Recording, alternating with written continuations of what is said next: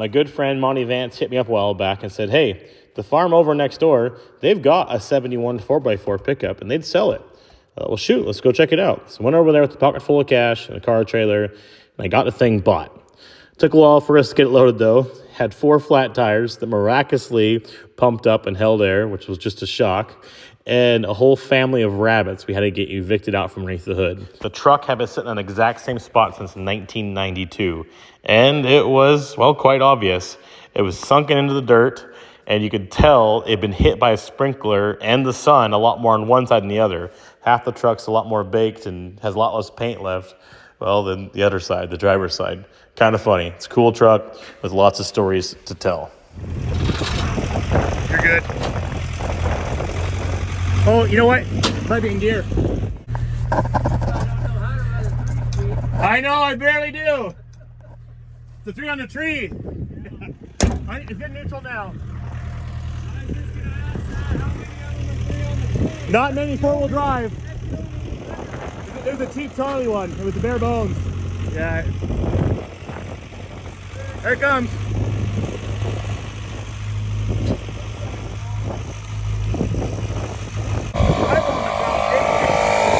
Factory 16s and their tubes taking air. Sit for 30 years. We got some dead critters on the floor here.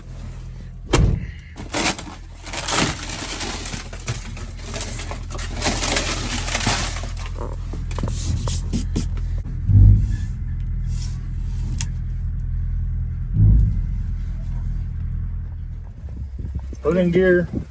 3 on a tree. That's cool. It actually still shifts. I've never seen one. I've had like about 2 or 3 Blazers been 3 on a tree 4-wheel drive. A pickup. I've never seen one. And I've had one. Attention to Blazers. I've had one short bed GMC that was real plain Jane 307 and a 3 on a tree. But yeah, this is the first 72 pickup I've had 3 on a tree 4-wheel drive. 350. I would have thought it had been a small block. Half ton. I would have bet it was a 307 too. Yeah, yeah. No, I was kind of worried too because a lot of times they're just slopped out, but and a camper and a light. And the cargo light, that's funny. The posi rear. Yeah, posi rear. Of course, I wanted one on mine, so sure. Because I had one. Yeah. That's about one of the only kind of creature comfort options it got because it's never. If you look, you know, it was more mouse turds in there, but so yeah, posi rear, cargo lamp, full foam seat. Oh yeah, it does a full foam seat. I didn't realize that. I'm sitting in it. Medium bronze, locking hubs, 350, and rear step bumper factory. Yeah, that's it. Yeah, pretty plain. Odometer says 3,667 miles. We're pretty sure that's 103,000. So, base model instrumentation, dummy light centers, 3 on the tree, 205, 71, K10. There we go. That solves it. 92, last step. So how long ago was that?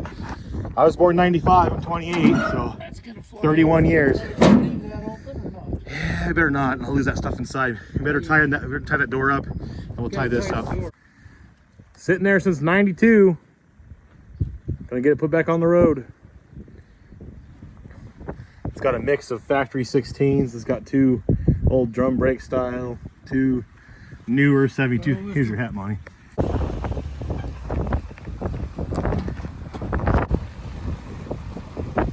Just got it home, looking at a few things here. Tires are still holding air, those tubes are holding up. It's awesome. Oh man, we lucked out. Those tubes were really our saving grace. Those tires being able to be pumped up. All 4 took air and they've held it too. So it's got literal holes. There's holes in the sidewalls, but it's got tubes, so don't matter. Kind of cool. You notice this is kind of cool too. I just saw this. It says Ockerberg Products, Edmonds, Washington. It's kind of a cool little step. It has like a actual fixture. It's made for these trucks. It goes, as you can see, kind of right up to that spot of the inner rocker, and has a little, square tube chunk right there to space it out. But it's made for these trucks. It's kind of a cool little piece. Ockerberg Steps, Edmonds, Washington. Oh, it looks like it used to be here. It was kind of funny. It used to be here and it got ripped off. Jumping around on it, and then they moved it back to a secondary location. It's kind of funny, but kind of a cool little step. It was a sport mirror truck, but they put these like little junior West Coast on it at some point. This one's kind of falling off. The other side still has the mirror head on it. I'll probably put some sport mirrors back on it, but it's got some big dings and dents.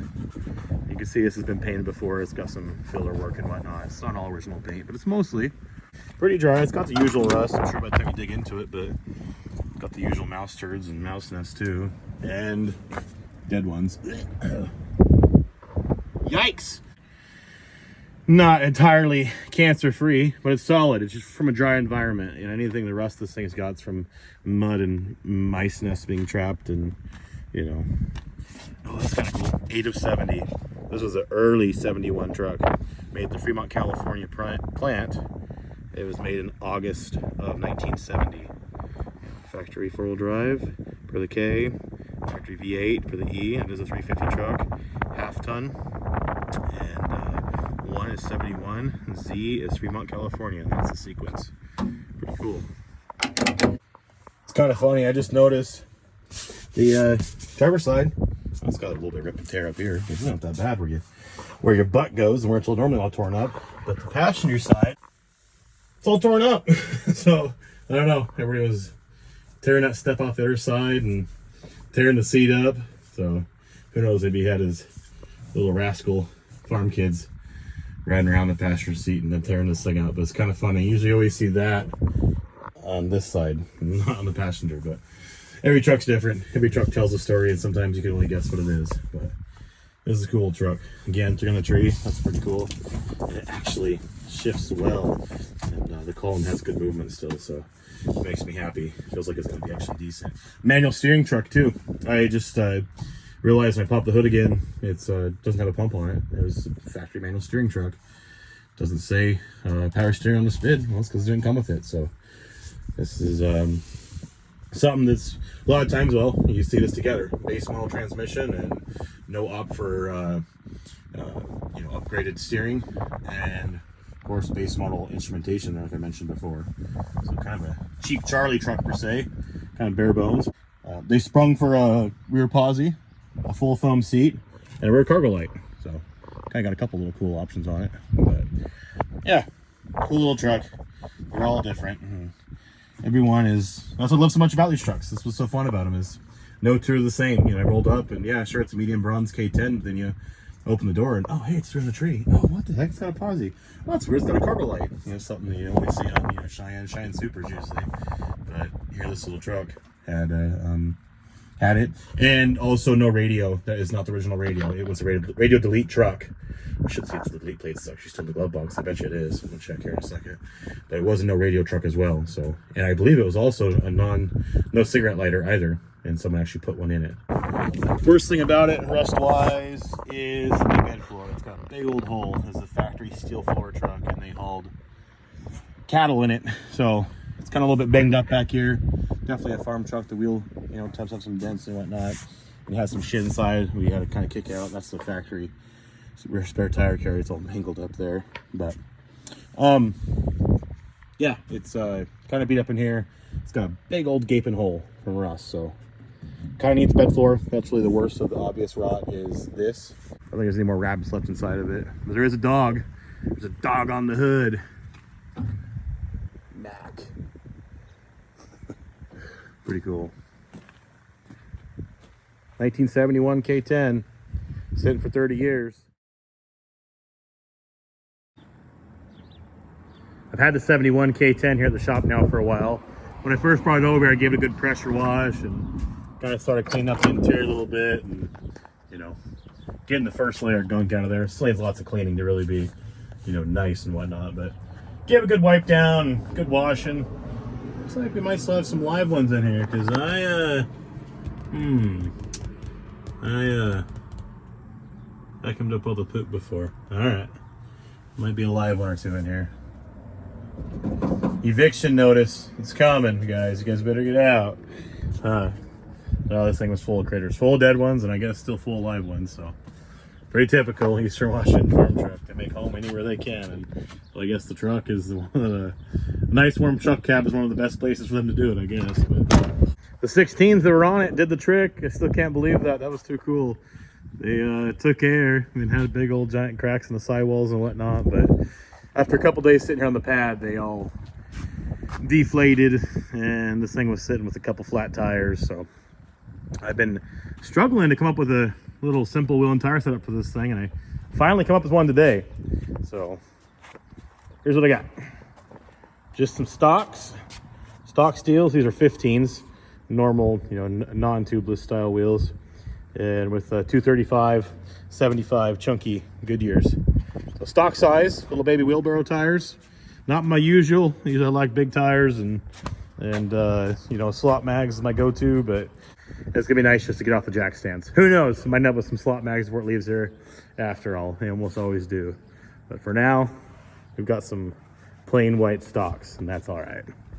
Okay, I'm gonna get these on here, get off the jack stands, and get sitting on all fours. Oh yeah, and the bed. I shoveled out all of the poop, plywood, and whatever else that was in there, and it is even worse than the guy could have expected. This is the worst of the truck right here. I said it before, and it's even worse than I expected it to be when I was saying it then. It's roached, it's shot, it is bad. So it needs a bed floor, but for right now, this moment in time, we've got this. And that is gonna be all right for a little bit. I've got a good bed floor.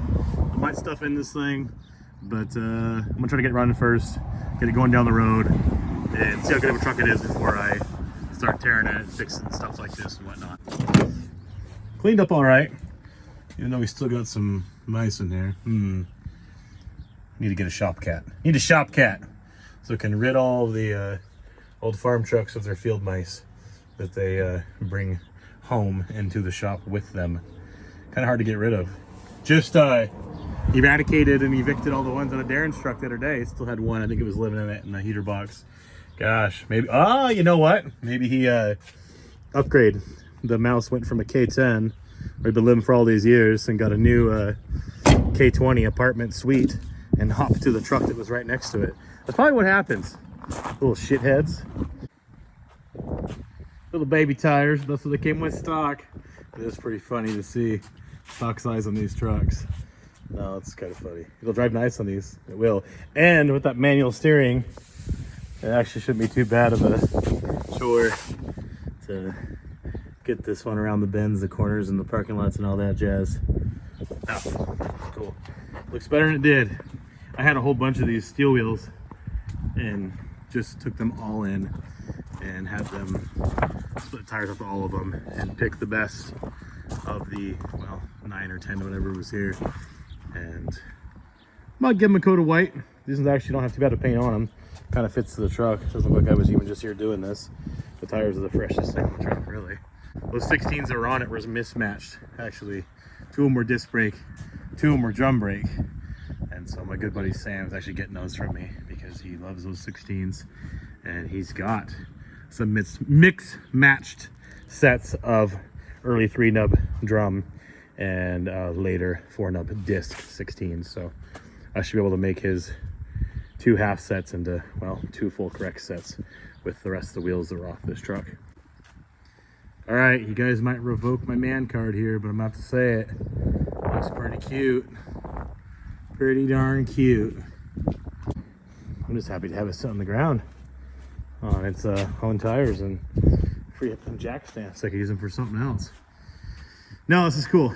Okay, well, now that's out of the way. I'm gonna be happy to get started on this thing and try to get it running. See if we get this old girl to bark off. It is sort of funny to see them on stock size tire and just how small they were, because I'm so used to seeing them, on 35s and 37s like these. Those are the proportions I'm used to looking at and dealing with, and having my truck sit like. But a little stock size, it's kind of cool. Stock is king for a week. After that, lift kits and mags.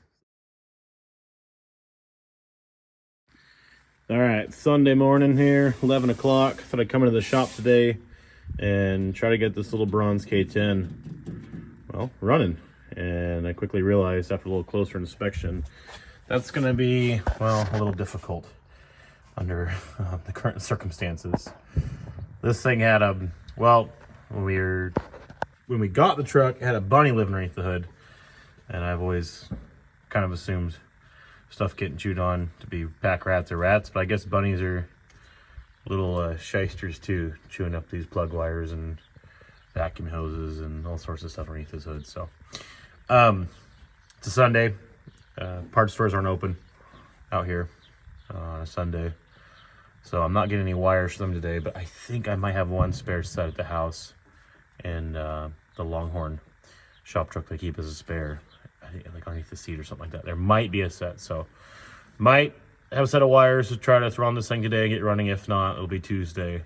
Here at the earliest I'll get some wires, but regardless of whatever it be, I'm gonna pressure washer underneath here. It was just kind of a big mess and kind of clean things up a little bit, but I'm going to vacuum and start vacuuming up all this old rabbit and mouse nest, whatever kind of is going on here, and start stripping these old wires out of the way and get ready for the new parts to try to get it running, and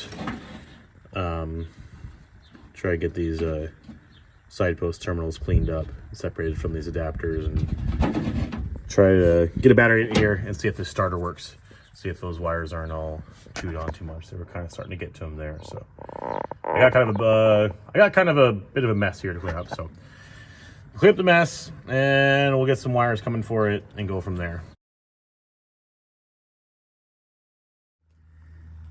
All right, so here's an update. It's been a few days. Finally got a minute to get back on the bronze K10.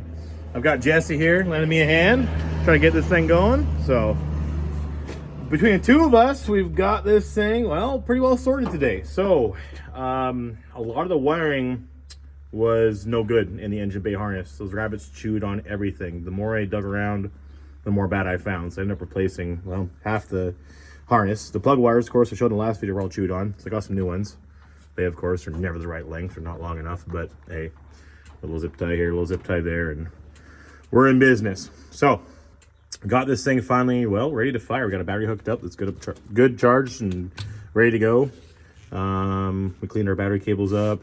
Fuel lines, yeah. Yeah, so we already cleaned the fuel tank. We said, you know what, let's just stay one step ahead of this.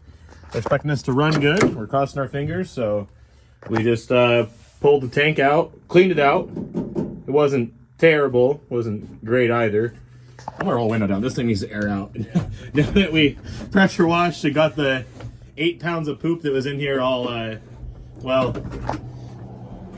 fermenting. Yeah, 8 pounds is a fucking low guess. 8 pounds of poop. So, we cleaned the tank, new sending unit. The old one was messed up. So, a new sending unit, tank's clean, it's got fresh fuel in it. Like I say, everything's all kind of ready to, well, fire. So, this is the, well, moment of truth. Anything good up there? Okay, Chevrolet service, Brewster, Washington. Yo, we did. Yeah, we found the build sheet underneath the tank, or excuse me, on the tank, and underneath the seat. Remnants of it. Here it is. Okay, Chevrolet service, Bruce Avenue, Brewster, Washington, which is the next town over. 10 minutes away from where this thing lived its whole life in Bridgeport, and it's kind of chewed up and not much of it left here, but it is pretty cool. Front wheel locking hubs, rear axle posi track, 350, and not much else, as you can see. This was all that was kind of left of it. The rabbits and mice, whatever, got to that one too. We did get the bleeders loose too, and so we're actually kind of planning to go full circle with this. If we can get this thing running, we're gonna get it driving and stopping. So pour some gas down the carb and see what happens.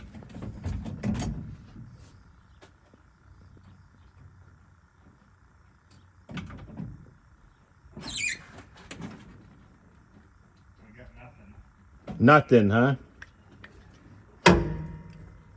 Nothing. No, nothing on the gauge cluster. It's coming up, but it's not cranking. Not cranking. Nothing, he says. Okay, well, that's kind of what I worried about. That wiring harness was so chewed on. I might have to Just tap the starter solenoid and just. Yeah, it's either turn over that way, or we got to see if our purple wire's getting juice when it put a test light down there on it, and when you're doing the crank, if it's actually getting its power sent down to the starter down there. Power. There's lights coming on. And Okay. like that. Well, that's good. That's good. All right. Well, let's see what we can make happen here.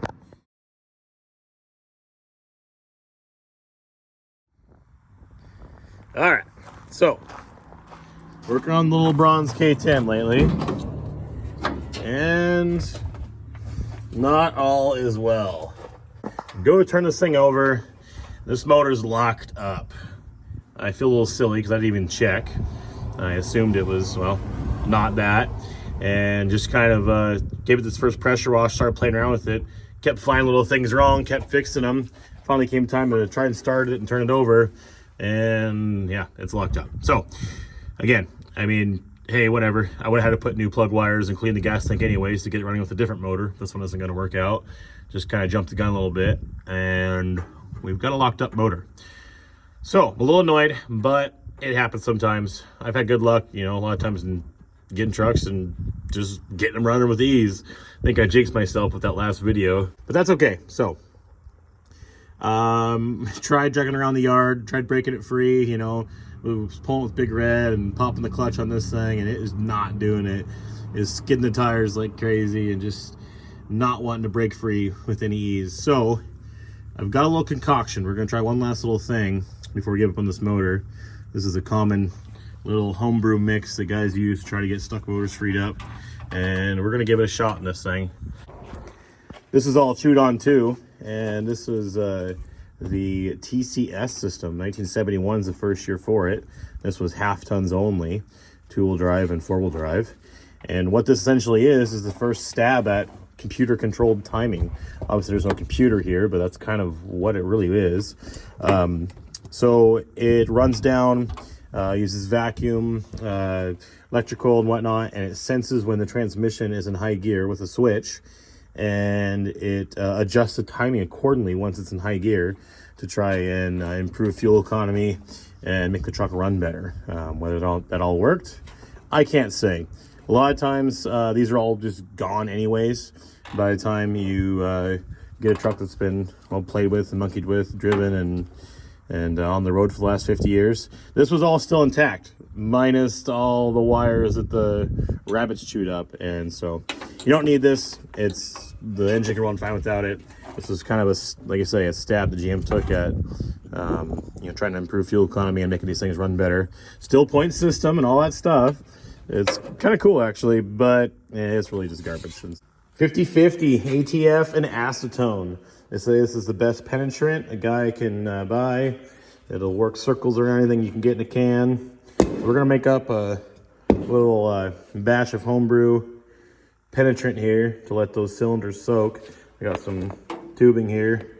As you guys saw there in the last video, all the spark plugs are already all pulled out. So I'm gonna try to fill those cylinders up with this stuff. Let it sit for a week or two, maybe longer, whenever we get the next moment to work on the thing and try to see if I can get this motor unstuck and broken free. We'll see. We'll see what it does. We'll see if it's going to live again with that motor. And who knows, maybe it's catastrophic locked up. Maybe it blew up and came apart and that's why it's locked up. Or it's just got some really, you know, rusty rings and, you know, it could just be one of them that's holding the whole operation up. So we're going to fill that motor full of our homebrew mix here, cross our fingers and hope for the best. All right, so we got my concoction here mixed up, even got a little scientific with it. Gonna stir it up. Seems they don't really want to mix together that well. I've had great luck, again, over the years, not having to deal with stuck motors. And now I've had a couple of them fall in my lap, and it's just like, okay, so this is what everybody's been talking about for all these years, and I've just never had to deal with it before. And now I'm having to try to deal with this. I'd love to get this thing running. It's the original motor of the truck. You know, 103,000 original miles, and I think it's just a little bit stuck up from sitting all those years. Like I say, parked in the early 90s. It's 30 years ago. Crazy to think, but it's true. It's been parked longer than I've been alive, and that's a long time. Okay, so I'm gonna pour into this here, because that's got that little nipple on it, and I'm gonna jam that tube in each of the spark plug holes and fill them till the red stuff comes out, and maybe put some more in there and dump it down the carb too. Just gonna fill up the motor with as much of this as possible. Okay, made a big mess, spilled it everywhere in here. That ain't gonna hurt nothing.